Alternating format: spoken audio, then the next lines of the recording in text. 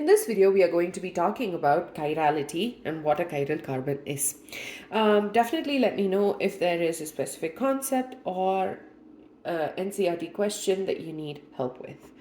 So a chiral carbon is one that is bound to 4 different substituents. Okay, the reason all of this is important is because it is all related to one very important concept called optical activity. And all of this honestly is a lot because this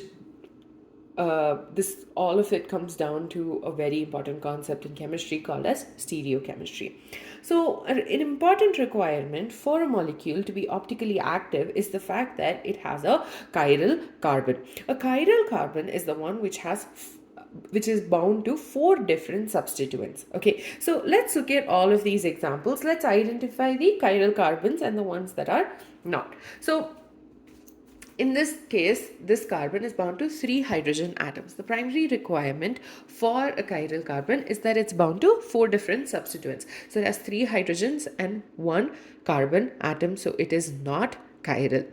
This one is C2H5, so it would be CH2 and then CH3, right? So automatically this is bound to 2 hydrogens, this is bound to 3. So both these carbons are not chiral. On the other hand, this particular carbon is bound to a hydrogen atom, a methyl group, an ethyl group, and a chlorine atom.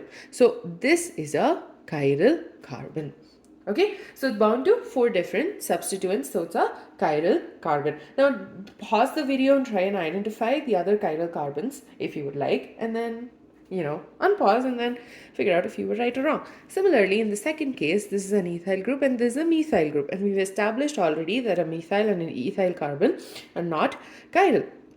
However, this one, which is bound to a hydrogen, hydroxy group, and then ethyl and a methyl, is a chiral carbon. The next one over here it's quite similar. You have methyl, ethyl, propyl. All of these carbons are not going to be chiral because of the hydrogen atoms they're bound to. However, this carbon atom is bound to a hydrogen and these 3 different groups, so it's a chiral carbon.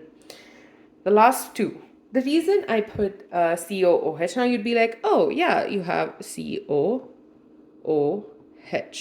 right? So remember one thing, for a carbon atom to be chiral, it has to have a single bond with 4 different substituents. Okay, so that's why even if you had a ketone, it wouldn't be considered chiral because of the double bond. So this carbon atom is the only one that's chiral because you have hydroxy group, acid group, a COOH group, and you have CH2OH and a H. So all of these are 4 different substituents. Okay, and the last one over here is obviously going to be this guy because it is bound to 4 different groups. So essentially a chiral carbon is the one which is bound to 4 different substituents. So the reason this is important is because generally when you have 4 different substituents, they will lead to the formation of non-superimposable mirror images. And that we'll talk about in a second. So they lead to non-superimposable mirror images, and this is generally optically active. So an optically active molecule is the one which is able to rotate the plane of polarized light either to the right or to the left. We do not know which direction any of these molecules will be able to rotate, only that it has a chiral carbon, so it is possible for it to rotate the plane of polarized light. Okay, so that's very important for you to understand. You can never predict what the direction of the rotation is going to be. It's just that you can say that, okay, maybe this will rotate. So one of the important things for an optically active molecule is going to be the fact that it has a chiral carbon. So as long as it has a chiral carbon, so that's how we figure out. So what we do is, for us to figure out if a molecule is optically active, you would first construct a model and its mirror image, and then you draw the that's what is given in your textbook, dimensional structure, and superimpose it to each other. Now let's start with this guy. So what is that? What molecule is that? It is propane 2-ol, right? So first of all, since we've spoken about it just now, you probably figured out that this is not a chiral carbon. right? It has two methyl groups, so it's automatically not chiral. Now let's first start with drawing the mirror image. So it would be just a flip. So you'd have OH, and remember, thick and dotted lines, what do they represent?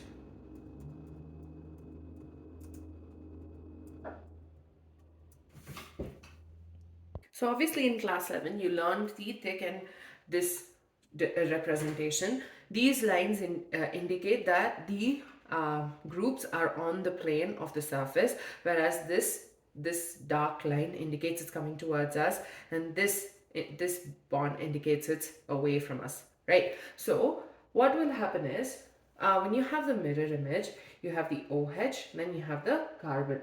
So this will be here, and then you'd have your methyl group again,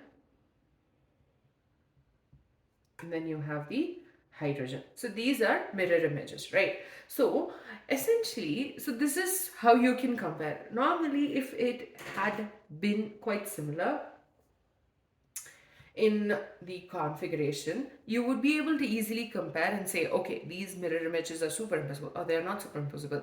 But because it's their opposite, what we do is we perform a 180-degree rotation of the mirror image. Okay, some cases in some very complex molecules, which you don't need to know, like you don't need to learn a lot about it in detail, but essentially what I'm trying to say is that you might have cases where you would need more than one kind of rotation for us to get a similar configuration, so we can compare both of these. So now when I rotate this molecule by 180 degrees, okay, so we're rotating it, you would get